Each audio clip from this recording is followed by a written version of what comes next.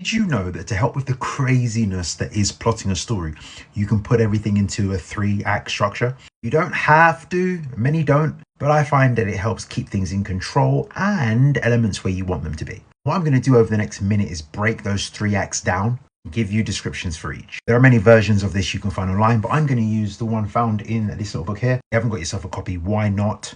I push that book in the direction of all the writers who I work with. It's super, super helpful for me as a story coach who helps writers unpick the problems with their stories and make them sing. This book is gold for that. Anyway, 3-act structure. First we have Act 1. It's essentially the setup. This is where we set up our protagonists. They want the problems, facing them, and we see them in their kind of stasis world. Till there is a big moment, an inciting incident, a big change, a point of no return that thrusts them into Act 2. Act 2 is the largest chunk of your story. Act 1 is the first 20%. Act 2 is 20 to 70% of your story, roughly. Jessica Brody calls this section Fun and Games. The protagonist is in the new world. By new world, it doesn't mean literally new world, although it can be. In Dune, it is. Paul is now on Arrakis. It's new world as in world post whatever happened at the end of your Act 1. And during these Fun and Games, this Act 2, your protagonist is either loving it or hating it, and there is a midway point where you have a false victory or a false defeat.